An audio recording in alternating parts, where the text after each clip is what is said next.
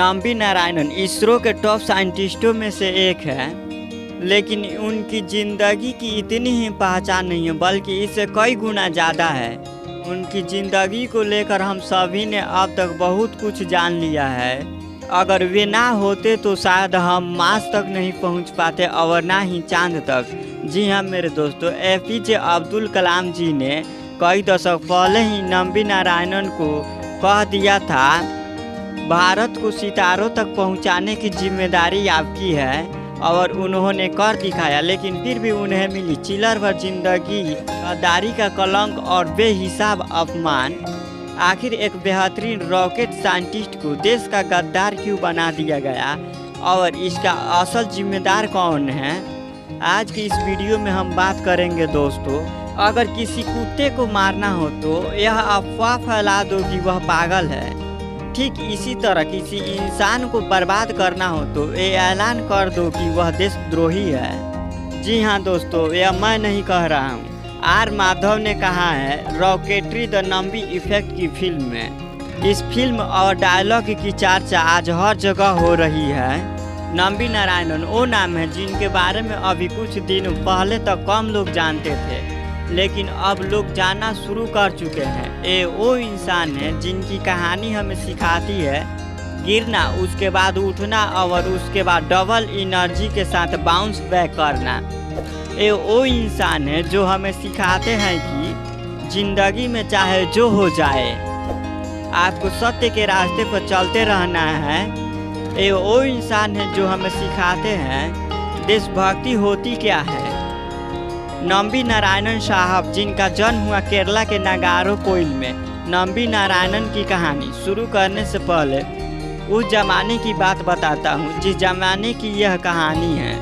ये वो दौर था जब भारत स्पेस के क्षेत्र में काफ़ी कुछ करना चाहता था, लेकिन हम निर्भर थे अमेरिका और रसिया पर। हम क्रायोजेनिक इंजन की टेक्नोलॉजी पाना चाहते थे, लेकिन अमेरिका ने टेक्नोलॉजी देने से मना कर दिया। उन्होंने कहा कि आपको इंजन चाहिए आप खरीद लीजिए, टेक्नोलॉजी हम शेयर नहीं करेंगे। उसके बाद रसिया के साथ समझौते की बात चल रही थी, लेकिन रसिया भी आखिरी वक्त में मुखर सा गया। इन सब के बीच नम्बी नारायणन साहब ने भारत सरकार को भरोसा दिलाया और कहा कि मैं आपके लिए क्रायोजेनिक इंजन तैयार कर रहा हूँ, आप चिंता मत कीजिए, भारत का झंडा सबसे ऊपर लहराएगा। लेकिन इसी सब के बीच में नम्बी नारायणन साहब के साथ में रची गई एक बहुत गहरी साजिश। आइए उसके बारे में बात करते हैं। सबसे पहले साल 1994 अक्टूबर का महीना था। मालदीव की एक महिला मरियम राशिदा को तिरुवनंतपुरम से गिरफ्तार कर लिया गया। राशिदा को इसरो के स्वदेशी क्रायोजेनिक इंजन का ड्राइंग पाकिस्तान को बेचने के आरोप में गिरफ्तार किया गया था। इसके बाद केरल पुलिस ने साल 1994 में तिरुवनंतपुरम में इसरो के टॉप साइंटिस्ट और क्रायोजेनिक इंजन प्रोजेक्ट के डायरेक्टर रहे नम्बी नारायणन समेत 2 अन्य वैज्ञानिकों डी शशि कुमार और डेप्यूटी डायरेक्टर के चंद्रशेखर को गिरफ्तार किया। इसके अलावा रूसी स्पेस एजेंसी के भारतीय प्रतिनिधि SK शर्मा, लेबर कॉन्ट्रैक्टर और राशिदा की दोस्त फौजिया हसन को भी गिरफ्तार किया गया था। इन सभी पर इसरो के स्वदेशी क्रायोजेनिक रॉकेट इंजन से जुड़ी खुफिया जानकारी पाकिस्तान समेत दूसरे देशों को बेचने के आरोप लगे। इंटेलिजेंस ब्यूरो के अधिकारियों ने तब क्रायोजेनिक इंजन प्रोजेक्ट के डायरेक्टर रहे नम्बी नारायणन से पूछताछ शुरू की। उन्होंने इन आरोपों का खंडन किया और इसे अपने खिलाफ साजिश बताया। तब यह मामला अखबारों की सुर्खियों में रहा और मीडिया ने भी नम्बी नारायणन को देश का गद्दार बताने में कोई कसर नहीं छोड़ा। गिरफ्तारी के समय नम्बी नारायणन रॉकेट में इस्तेमाल होने वाले स्वदेशी क्रायोजेनिक इंजन बनाने के बेहद करीब पहुंच चुके थे। उन पर लगी आरोपों और उनकी गिरफ्तारी ने देश के rocket programme cryogenic engine programme को कई दशक पीछे छोड़ दिया था। साल 1994 दिसंबर के महीने में मामले की जांच CBI को सौंप दी गई। CBI ने अपनी जांच में इंटेलिजेंस ब्यूरो और केरल पुलिस के आरोपों को गलत बताया।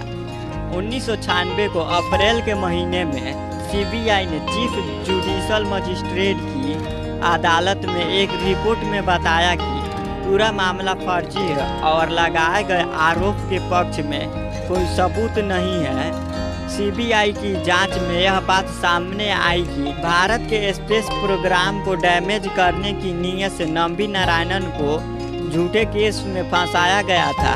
जांच में इस बात के संकेत मिले कि अमेरिका खुफिया एजेंसी सीआई के इशारे पर केरल की तत्कालीन कम्युनिस्ट सरकार ने नंबी नारायणन को साजिश का शिकार बनाया। यह सारी वाक़ात भारत के अंतरिक्ष कार्यक्रमों को ध्वस्त करने की नीयत से हो रही थी। वैसे तो नंबी नारायणन साहब 1996 में ही आरोप मुक्त हो गए थे, लेकिन उन्होंने अपने सम्मान की लड़ाई जारी रखी और 24 साल बाद सुप्रीम कोर्ट ने 14 सितंबर 2018 को उनके खिलाफ सारे निगेटिव रिकॉर्ड को हटाकर उनकी सम्मान को दोबारा बहाल करने का आदेश दिया और साल 2019 में भाजपा सरकार में उन्हें पद्म भूषण सम्मान से नवाजा गया। अगर नंबी नारायणन साहब के खिलाफ ऐसी साजिश नहीं रची गई होती तो कहते हैं कि इसरो आज 20 साल आगे होता। आज की इस वीडियो में इतना ही दोस्तों, मिलते हैं अगले वीडियो में। अगर वीडियो आपको अच्छा लगे तो हमारे चैनल को सब्सक्राइब कीजिए, लाइक कमेंट कीजिए और अपने दोस्तों के पास शेयर करना ना भूलें।